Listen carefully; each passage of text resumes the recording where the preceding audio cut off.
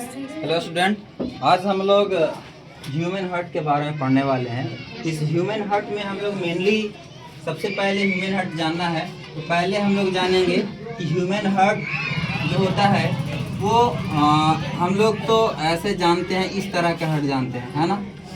तो इस तरह के हार्ट ये हार्ट से बिल्कुल अलग दिखाई पड़ता है। इसमें हम लोग देखेंगे ह्यूमन हार्ट में इसमें 4 चैम्बर होते हैं, 4 चैम्बर होते हैं। तो हम लोग ह्यूमन हार्ट के चैम्बर को इस तरह से हम लोग समझने के लिए बांट सकते हैं, है ना। तो इसमें 4 चैम्बर होते हैं। ये first chamber, second, third and fourth chamber, है कि नहीं। तो इसमें 4 चैम्बर होते हैं। इसे 4 चैम्बर का नाम है। उससे पहले हम लोग जाने कि ऊपर ये साइड जो होता है, ये चैम्बर 1 और 2, ये राइट साइड का हार्ट कहलाता है और इस साइड का लेफ्ट कहलाता है। जैसे कि हम लोग ऐसे जिस तरह से खड़े हैं तो उस तरह में हम लोग का क्या आता है, इस साइड राइट आता है, इस साइड में लेफ्ट आता है। तो इसी तरह से हम लोग का इस साइड का हार्ट क्या कहलाता है, राइट हार्ट कहलाता है, और इस साइड का लेफ्ट कहलाता है।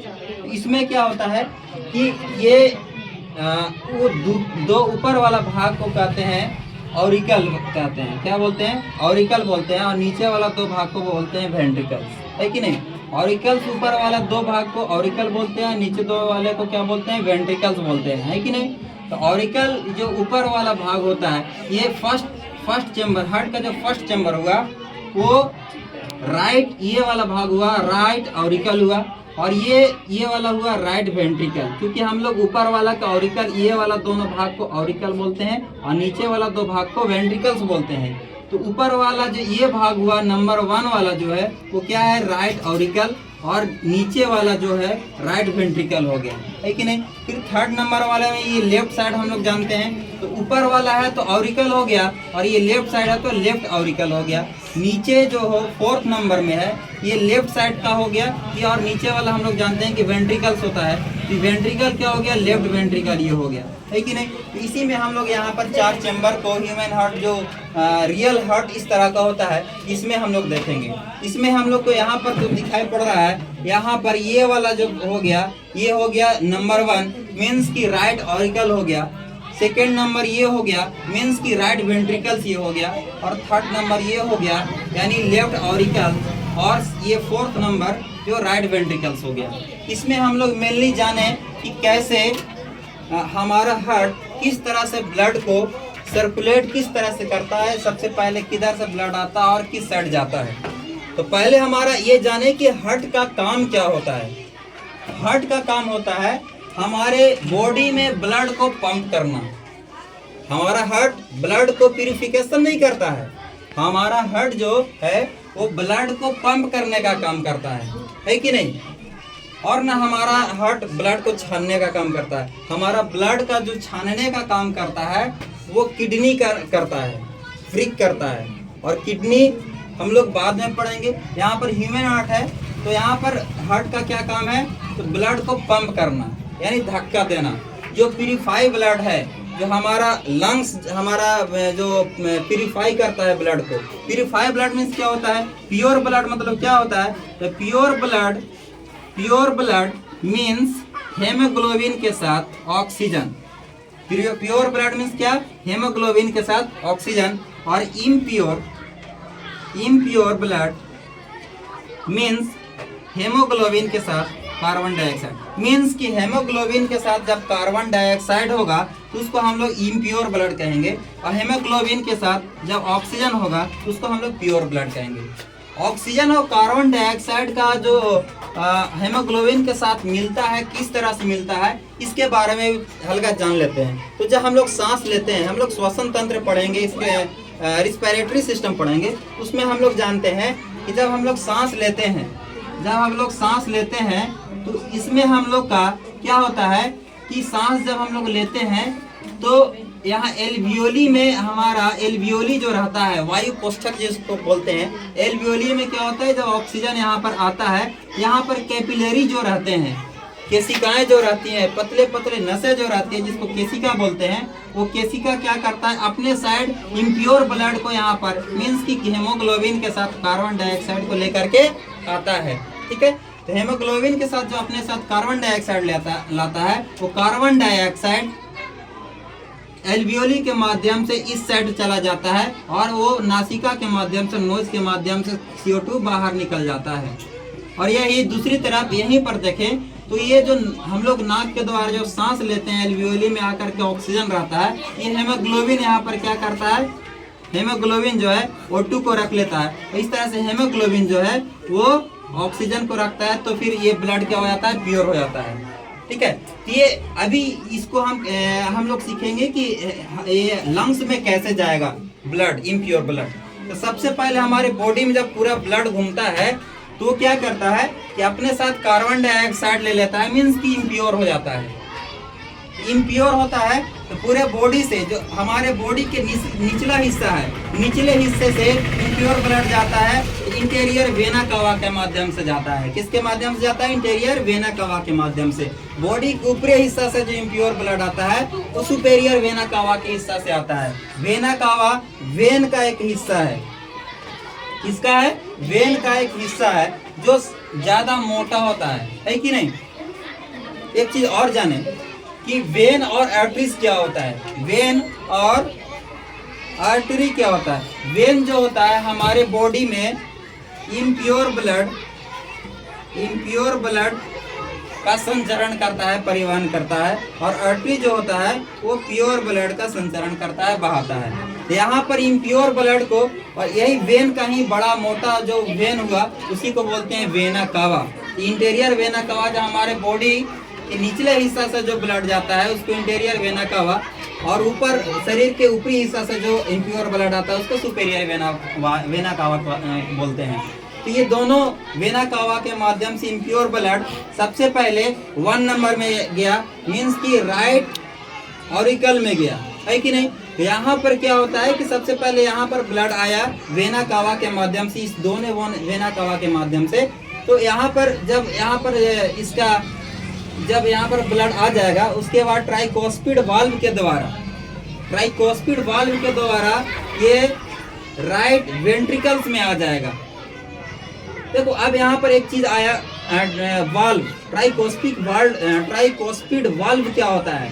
तो वाल्व मतलब होता है कि एक तरफ से तो ब्लड इस डायरेक्शन से इस डायरेक्शन में ब्लड आ सकता है, और यदि ब्लड चाहे इस डायरेक्शन से हम लोग ऊपर चला जाए ब्लड तो नहीं जा सकता है। जैसे कि हम लोग एक चापाकल के माध्यम से हम लोग जानते हैं कि चापाकल का जो यहाँ नीचे वाला जो हिस्सा होता है, जब हम लोग चापाकल चलाते हैं, तो यहाँ पर एक बासर होता है जो कि हम लोग जैसे ही चलाते हैं चापाकल, तो ये बासर जो होता है ऊपर जाता है, नीचे हैंडल करते हैं तो बासर ऊपर जाता है, पानी ऊपर चला जाता है, और जैसे हैंडल ऊपर करते हैं तो बासर नीचे चला जाता है।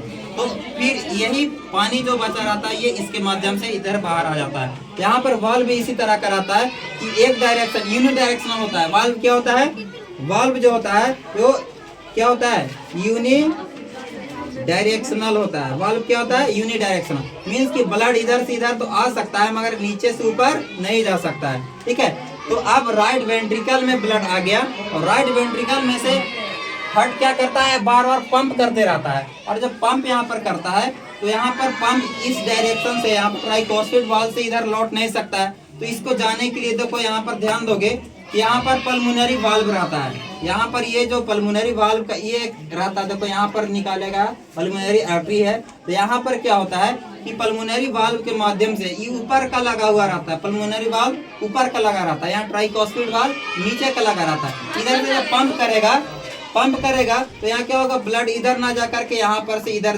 चला जाएगा। ठीक है, इधर जब जाएगा तो यहाँ पर भी वाल्व लगा हुआ है, इधर से धक्का मारेगा हार्ट तो ब्लड इस पर आ जाएगा। फिर यदि आना भी चाहेगा, इधर से ब्लड रिटर्न होना चाहे तो नहीं हो पाएगा, क्योंकि यहाँ पर क्या लगा हुआ है, पल्मोनरी वाल्व लगा हुआ है जो कि नीचे आने नहीं देगा। अब यहाँ से ये कहाँ जा रहा है, ये जा रहा है पल्मोनरी वाल्व के माध्यम से, ये जा रहा है हमारा लंग्स में जा रहा है। कहाँ जा रहा है, लंग्स में जा रहा है। तो लंग्स में क्या होगा, तो लंग्स में यही चीज अभी बताएं कि हमारे लंग्स में यहाँ पर आ गया ब्लड, कहाँ गया, लंग्स में आ गया, और लंग्स में जो एल्वियोली होता है यहाँ पर ऑक्सीजन को लेकर आया है, और ये जो इम्प्योर ब्लड गया है अपने साथ क्या लेकर गया है, CO2 लेकर गया है, कार्बन डाइऑक्साइड लेकर गया है। तो ये जो कार्बन डाइऑक्साइड जो यहाँ पल्मोनरी वाल्व जो लेकर के गया है, सॉरी पल्मोनरी आर्टरी, वाल्व बोल रहे हैं, पल्मोनरी वाल्व को क्रॉस करके पल्मोनरी आर्टरी के माध्यम से कहाँ गया है, लंग्स में गया है। वो इम्प्योर ब्लड लेके गया है,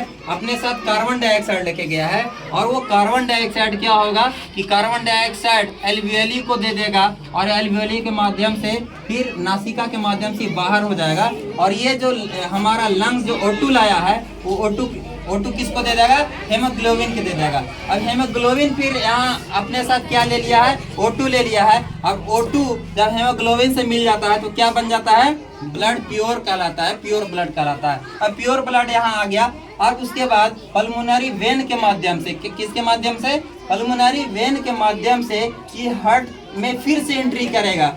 और पल्मोनरी वेन के माध्यम से जब एंट्री किया तो कहाँ एंट्री किया, तो इसको बोलते हैं लेफ्ट ऑरिकल बोलते हैं। क्या बोलते हैं, लेफ्ट ऑरिकल बोलते हैं। और लेफ्ट ऑरिकल में जैसे ही आता है एक और यहाँ पर वाल्व मिलता है जिसको मीटल वाल्व बोलते हैं, या बाइफॉस्फेट वाल्व भी इसको बोलते हैं, बाइफॉस्फेट वाल्व भी इसको बोलते हैं। बाइफॉस्फेट वाल्व के माध्यम से ब्लड 4th नंबर में आ जाता है, मीन्स कि लेफ्ट वेंट्रिकल में आ जाता है। ठीक है, लेफ्ट वेंट्रिकल में जब आया ब्लड तो फिर से यहाँ ब्लड, ये हार्ट का क्या काम है, बार बार धक्का देना, पुश करना, है कि नहीं। तो यहाँ से फिर क्या करता है, ये ब्लड यहाँ जब 4th नंबर में लेफ्ट वेंट्रिकल्स में जब आया तो ब्लड पंप करता है, तो इसके माध्यम से फिर एरोटिक वाल्व के माध्यम से फिर ब्लड कहाँ गया, ये एरोटा में चला गया। कहाँ चला गया, एरोटा में चला गया। एरोटा क्या है, एरोटा क्या है, तो एरोटा जो है वो क्या है, ये सबसे बड़ा आर्टरी है, मोटा आर्टरी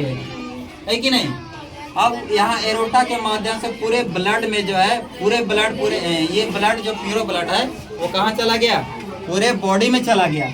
अब इसको, इस चीज को हम लोग एक स्टोरी के माध्यम से समझते हैं। स्टोरी क्या है, जैसे कहते हैं कि यदि कोई पाप कर लेता है तो कहाँ स्नान करने जाते हैं, गंगा नदी जाते हैं, है कि नहीं।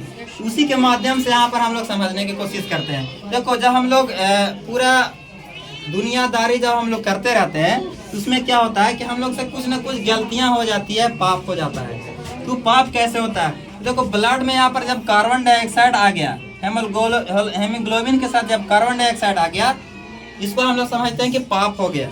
ठीक है, ये पाप हो गया, पूरे बॉडी में जब ब्लड घूमता है तो पाप हो जाता है, यानी अपने साथ कार्बन डाइऑक्साइड आ जाता है। उसके बाद जब हार्ट में आता है, मीन्स कि घर में हम लोग पाप करके आते हैं तो बोलते हैं कि पापा पाप हो गया, यानी हार्ट को बोलता है कि पाप हो गया, मीन्स कि अपने साथ कार्बन डाइऑक्साइड आ गया।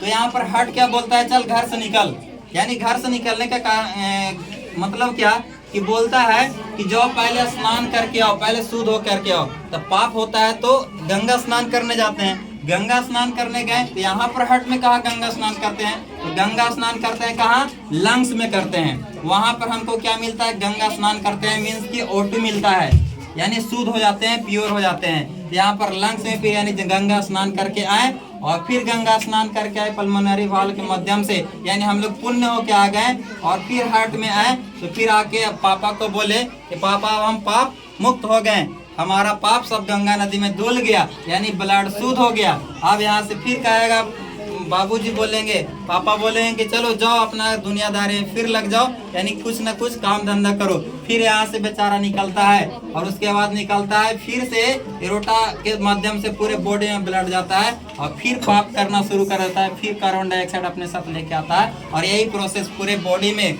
हर एक दिन हर एक क्षण चलते रहता है। ठीक है, आज के लिए बस इतना ही।